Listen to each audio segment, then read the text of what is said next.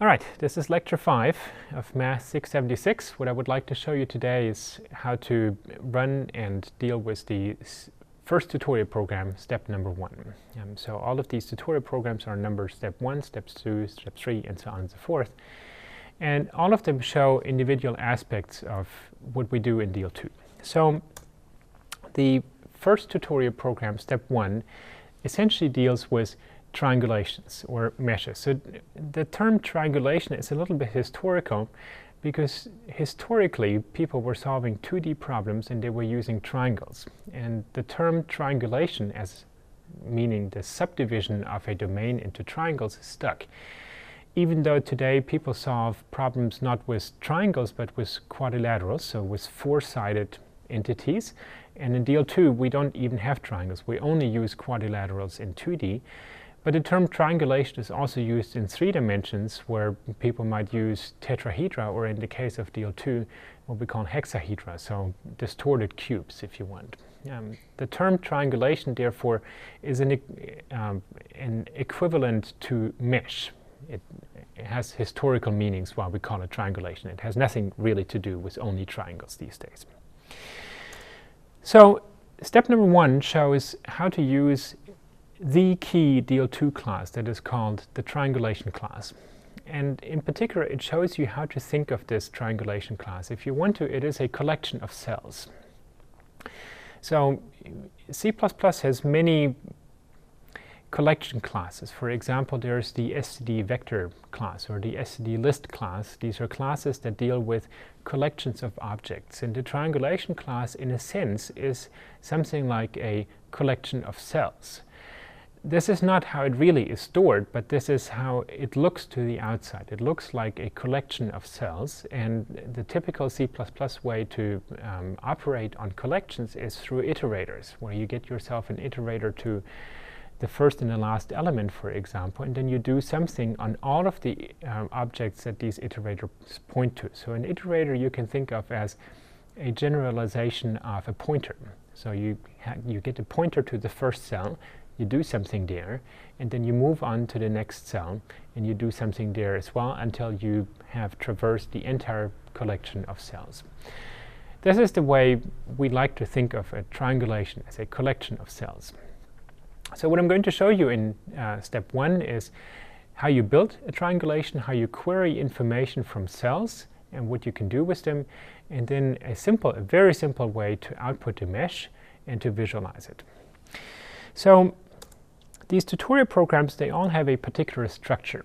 Namely, they have an introduction that lays out the problem that needs to be solved. So it has in the introduction we would say, okay, so in this tutorial program we would like to solve, for example, the Laplace equation on the unit square. Or in later programs we would like to solve the Boussinesq equation as a time-dependent problem on a spherical shell with a very complicated material model and so on and so forth. So it doesn't have to be a simple model problem. But the introduction discusses what we want to do, and it discusses a little bit the numerical methods that we want to employ. So we want to use, let's say, lowest order elements or higher order elements and so on and so forth. And then it typically gives a little bit of an overview of the, let's say, ideas behind the implementation. Why do we implement it this way, for example? Or if there's a particular tricky point, we would address that in the introduction as well. The second part of a tutorial is the documented code. So each one of these tutorials has between maybe 100 and 2,000 actual lines of code. But then there is a lot of documentation interspersed with this. So typically every block of code, sometimes just individual lines, sometimes whole blocks of code, have a comment that sits in front or behind it that explains what we're going to do there. And so this is the way how we teach what deal.II actually does if you have to read through it yourself. Of course, when I go through it in a minute, then essentially I'm going to fill in the role of these comments in between, of this documentation in between. But there's an extensive amount of documentation with each one of these tutorial programs. After the code is a section that shows results. So it would essentially show what happens if you run the code, what comes out, let's say there's a number of output files. If you visualize this, these output files would look like this or that.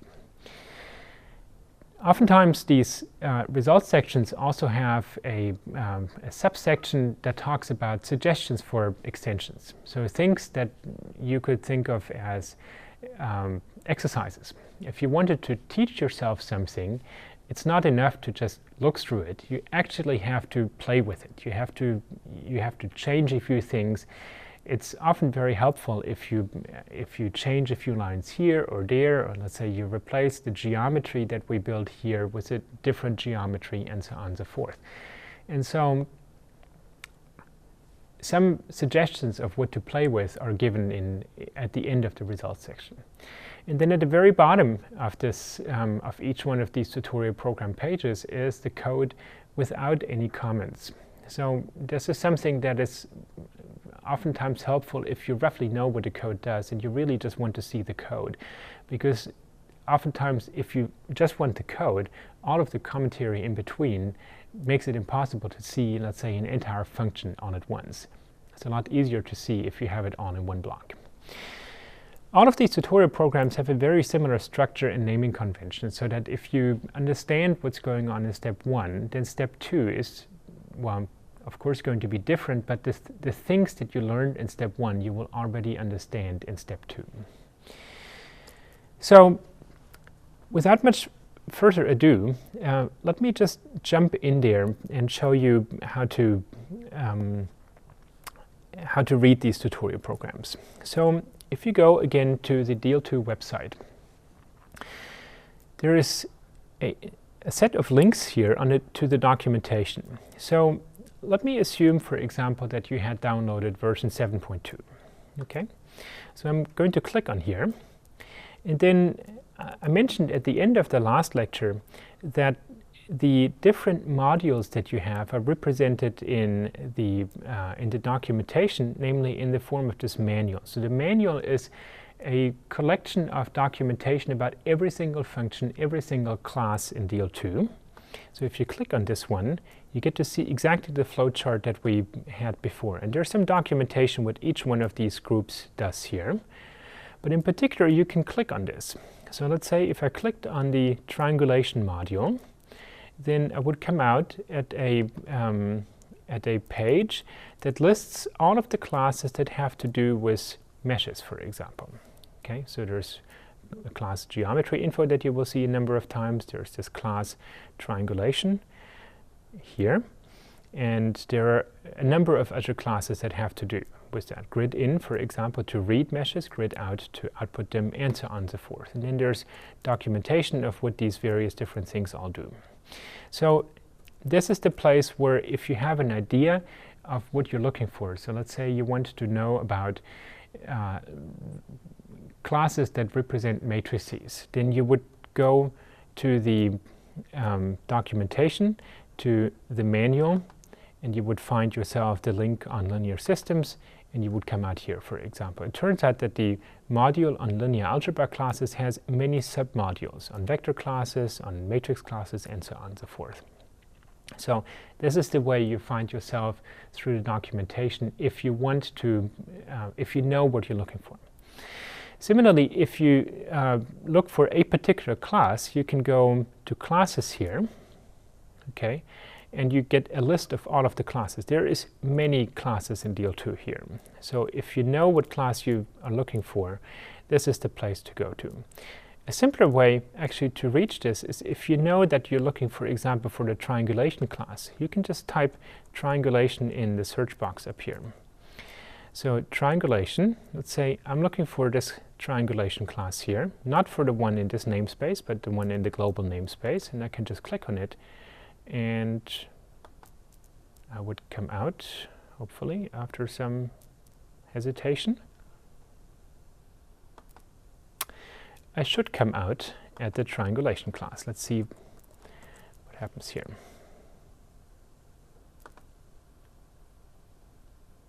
Well, I think I know what that is. That is, of course, not what should happen in a videotaped lecture. This is something that only worked starting in the releases after 7.2, but it should work. For example, if you go to the current development sources, let me try this again here, a manual here, triangulation, right, much better. So I come out at the triangulation class here. What I really wanted to talk about is the step 1 tutorial program. So I just showed you what the manual does. The tutorial, all of these example programs, you find them if you go to the tutorial here. And then what you will find is a chart here that lists all of these example programs as a flow chart. So it starts with step 1. Step 1 says creating a grid, refining it, writing it to a file. So this is what step 1 does. And then based on step 1 is step 2. So it says assigning degrees of freedom to a grid. And so on. And so you progress through this here. So let's say step 4, for example, solves a Laplace equation with dimension-independent programming. You can go through this tutorial program. There are many programs. There are probably many more than you can ever read. But you don't need to, because basically what you would do if you wanted to solve problem X is you would identify the appropriate tutorial program and then just follow this graph backwards. So for example, so here's a collection of program by topic. So if you wanted to see, for example, let's say there's a section on other equations. Let's say, for example, you wanted to solve the Stokes and incompressible Navier-Stokes equations. You would go through these tutorial programs. Let's say you wanted to solve a problem with a fluid structure interaction. That turns out to be step 46. So you would click on these here. You would find, aha, step 46. That's exactly the sort of program that I wanted. So if I need step 46, I go back to the overview. I find myself step 46 in this graph, which is step 46 is right here. So that is a fluid structure program. And so in order to understand step 46, you need to understand step 27, step 22, step 6. 6 depends on 5, 4, 3, 2, 1. So you would read through this tree only through those parts that you're actually interested in. Now, the topic today is step 1. So let me start with step 1, and then in the next few lectures we're going to go through some of these as tutorial programs, by far not all of them, but just through the most important ones. So step 1, if you click on this, looks like this. So as I said at the beginning, there's an introduction that talks about what we want to do. In this particular case, actually step 1 also points out, let's say, the general structure of the tutorial. But step 2, 3 would just have the introduction of what's happening in this program. So that would be here, what this program does, and so on and so forth.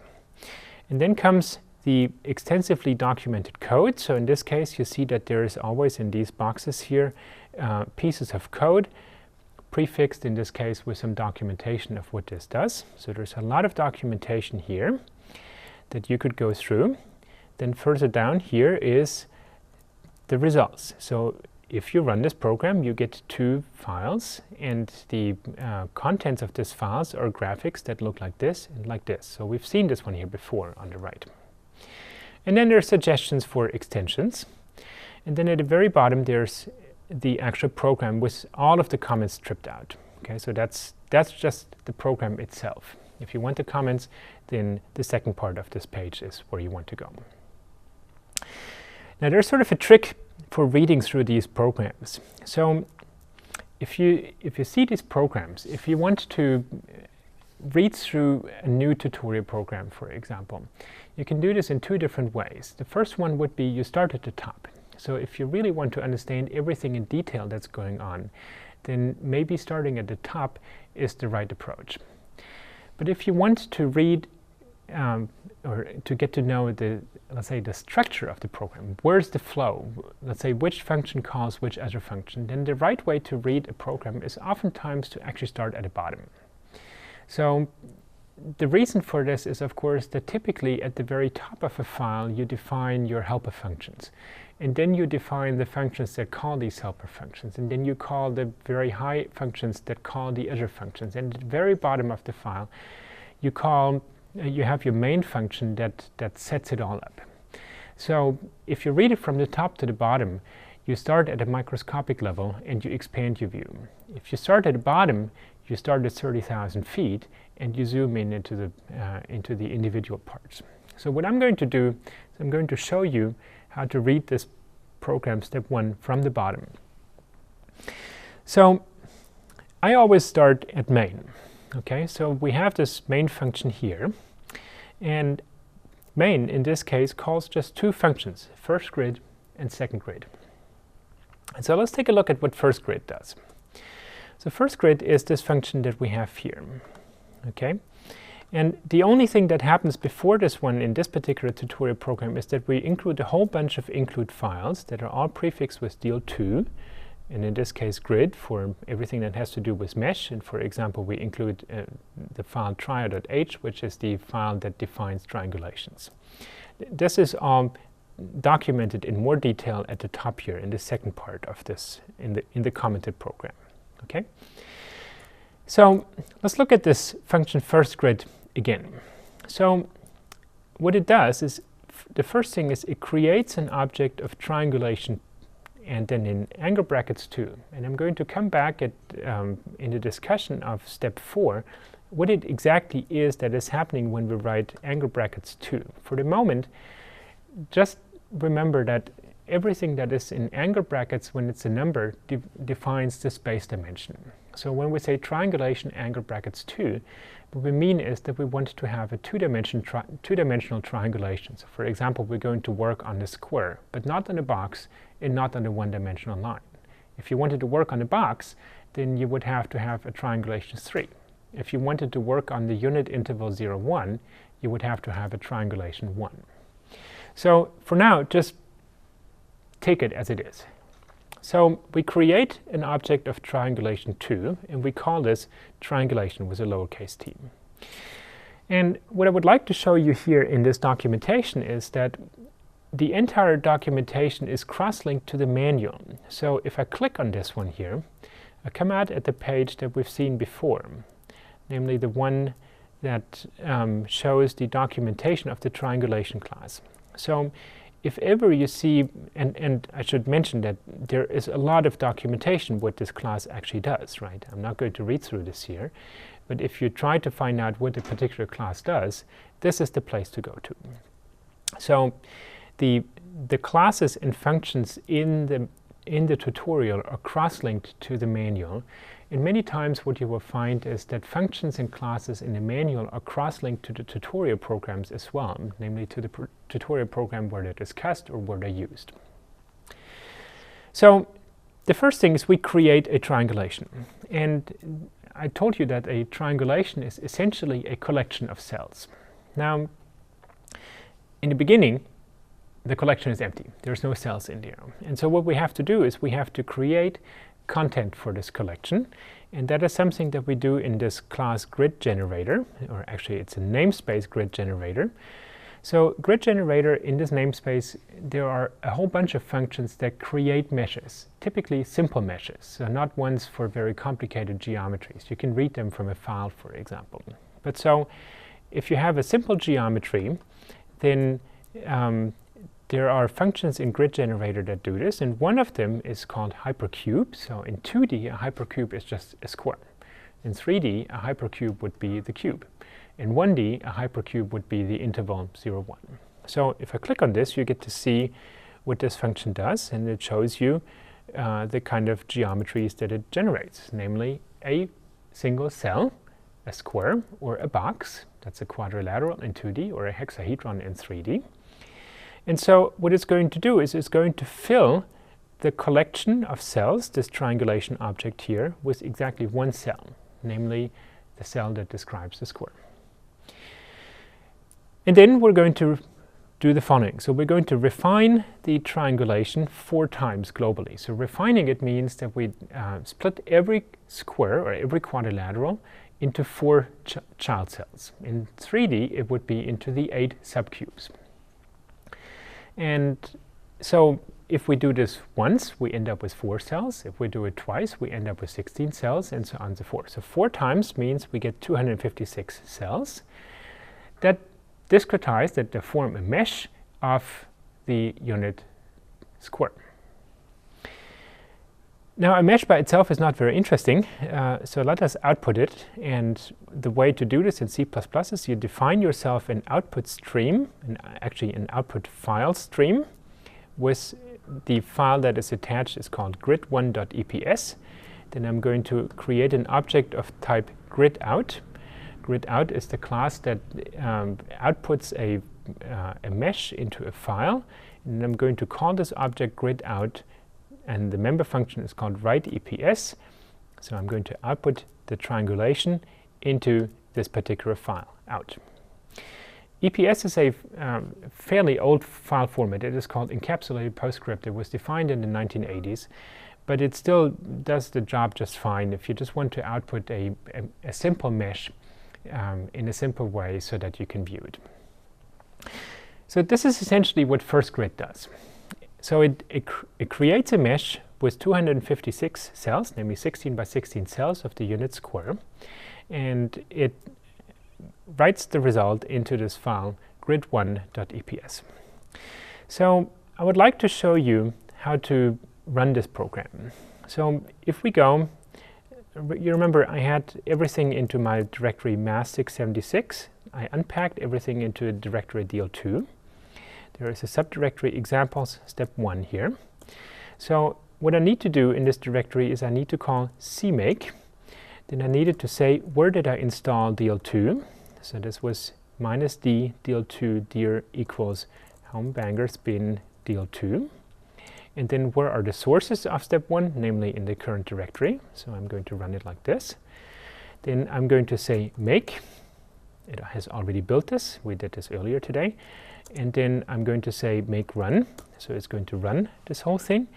And it produces 2 different files, grid1.eps and grid2.eps. Grid1.eps we talked about.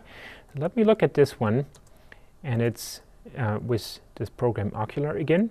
So what you see is it produces a file that contains this mesh.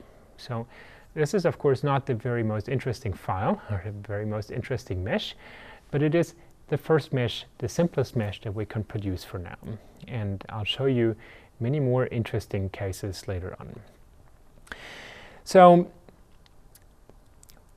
with this, I'll leave you with lecture 5, and we'll come back talking about what the second function of this step 1 tutorial program does, second grid, namely to build a more complicated mesh, and I'll show you how you can access the individual pieces of